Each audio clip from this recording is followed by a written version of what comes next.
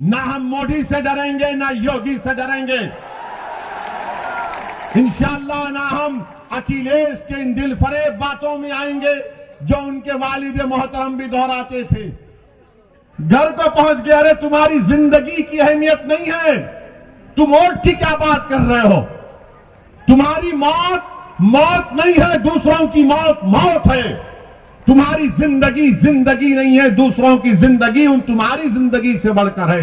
मुस्लिम vote मुस्लिम vote मुस्लिम vote, ऐसा पड़े है जैसा कि तुम्हारे बाप का खजाना है मुस्लिम वोट।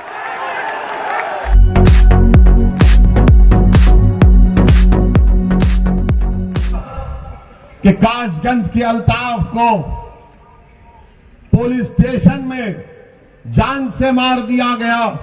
कोई नहीं जाता अल्ताफ के पास, उसके घर वालों के पास। वो पुलिस स्टेशन में ले जाकर नल की टूटी से कहा गया कि उसने खुदकुशी कर ली। क्या कोई 3 फीट की नल की टूटी से खुदकुशी कर सकता है? मगर अल्ताफ की जान ले ली गई। वही एक गुप्ता साहब जिनका गोरखपुर में पुलिस ने उनको मारा तो मुख्यमंत्री पहुंच गए, अखिलेश पहुंच गए, घर को पहुंच गया। अरे तुम्हारी जिंदगी की अहमियत नहीं है, तुम वोट की क्या बात कर रहे हो? तुम्हारी मौत मौत नहीं है, दूसरों की मौत मौत है। तुम्हारी जिंदगी जिंदगी नहीं है, दूसरों की जिंदगी उन तुम्हारी जिंदगी से बढ़कर है। मेरे अजीज दोस्तों और बुजुर्गों, यह सच्चाई है। और जब हम इन तमाम हकीकत को बयान करते हैं तो सबको लगता है ये क्या बकवास अनाप शनाप बक रहा है। मैं अनाप शनाप नहीं बक रहा हूं, मैं सच्चाई को बयान कर रहा हूं। तुम हमको डरा कर वोट हासिल नहीं कर सकते। अब ना हम मोदी से डरेंगे ना योगी से डरेंगे। इंशाअल्लाह ना हम अखिलेश के इन दिलफरेब बातों में आएंगे जो उनके वालिद मोहतरम भी दोहराते थे।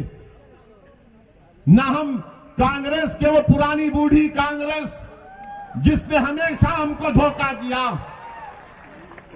आज आकर हमसे दिलफरेब बातें की जाती हैं कि हमको वोट दो, हमको ऐसा कर दो। 2017 में अखिलेश और कांग्रेस मिले थे ना, अखिलेश और राहुल मिलकर गाना भी बन गया था, यूपी को ये 2 लड़कों का साथ पसंद है। मगर क्या निकला? क्या निकला? 2019 में सपा बीएसपी मिल गए, मिलकर लड़े। 75% मुसलमानों ने वोट दिया।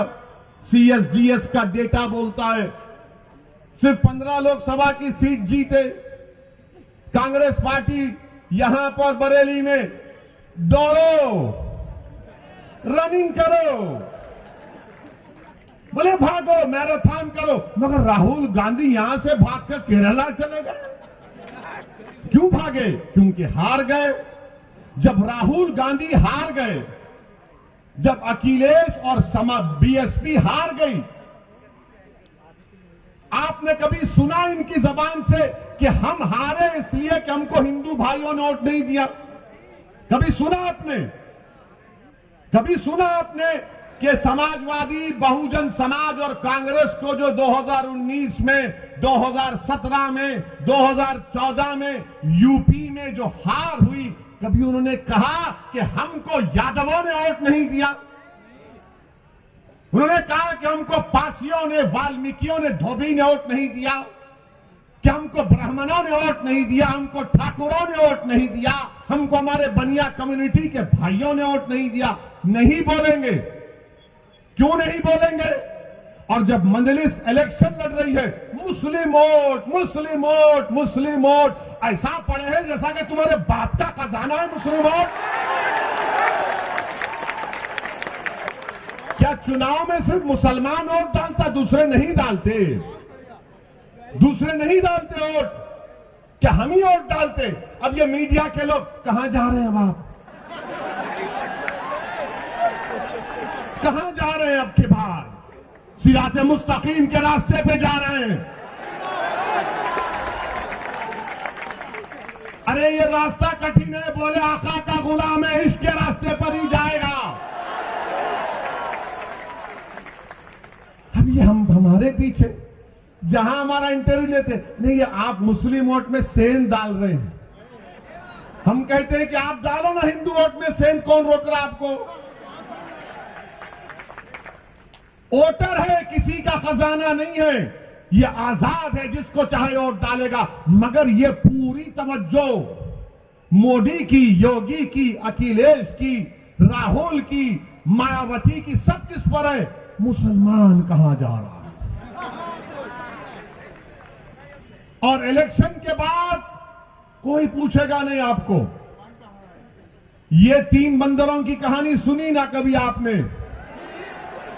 3 बंदर हैं, एक आंख बंद कर लेता, मुझे कोई मुसलमानों की बर्बादी नहीं देखना है। एक बंदर है जो जबान बंद कर लेता, अरे कुछ तो बोल, बोले नहीं मेरी जबान बंद है। एक बंदर है कानों में रुई डालकर बैठा रहे, देख मेरी तकलीफ सुन, मेरी बेटियों की नहीं सुनता।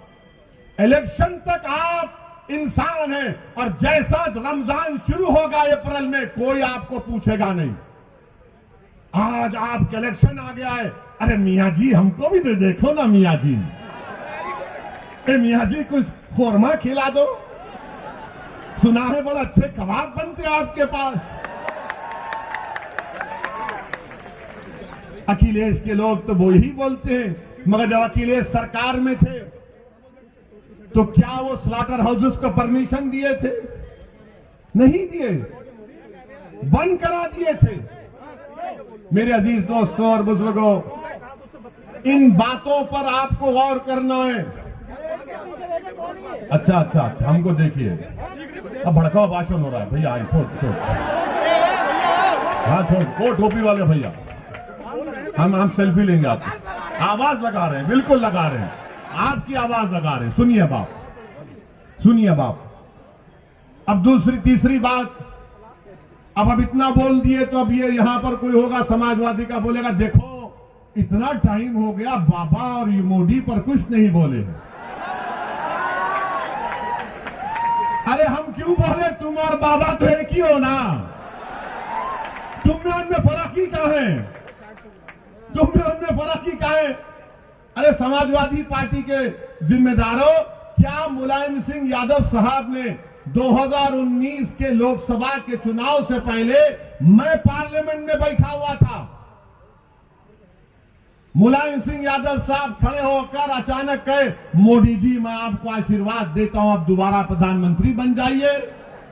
हम जब भी पूछे कांग्रेस के लोगों से, समाजवादी के लोगों से, देखो कौन बी टीम का काम कर रहा है, मुलायम सिंह बोलते हैं तो बोले नहीं बड़े बुजुर्ग हैं। अरे मेरे बुजुर्ग नहीं है मुलायम सिंह, उम्र में बड़े होंगे, मेरे बुजुर्ग नहीं है।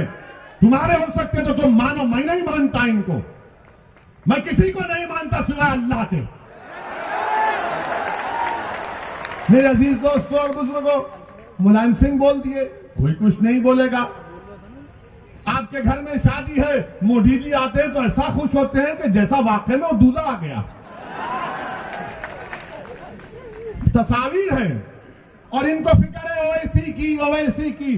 अरे मुझ पर इल्जाम लगाने वालों, याद रखो मैं कोई नेक आदमी नहीं हूं, मैं खुला कह रहा हूं, मैं गुनाहगार हूं, मैं खताकार हूं, मैं सियाकार हूं, और मुझ में क्या क्या कमजोरियां हैं वो मेरा रब जानता है। मगर असदुद्दीन ओवैसी को जब मैं 3 अहादीस बार बार पढ़ता हूं अल्लाह के रसूल सल्लल्लाहु अलैहि वसल्लम की, तो मुझे एक उम्मीद नजर आती है। पहली हदीस कि जब रसूल अल्लाह सल्लल्लाहु अलैहि वसल्लम ने फरमाया कि एक महिला थी, गुनाहगार थी, मगर जब उसने रास्ते में एक कुत्ते को देखा जो प्यासा था, वो गुनाहों में लुत्फुत थी, मगर उसने उस कुत्ते को अपने कपड़े पल्लो डालकर अपनी जूती से पानी निकालकर उस कुत्ते की प्यास बुझाई, तो आका सल्लल्लाहु अलैहि वसल्लम ने फरमाया कि वो जन्नत में जाएगी। दूसरी हदीस हजरत अनस रज़ियल्लाहु ताला अन्हु रिवायत करते हैं कि एक साहबी ने आकर पूछा, या रसूल अल्लाह सल्लल्लाहु अलैहि वसल्लम क़यामत कब आएगी? रहमतुल्लाह आलमीन कमली वाले ने पूछा, तूने उसके लिए क्या तैयारी की?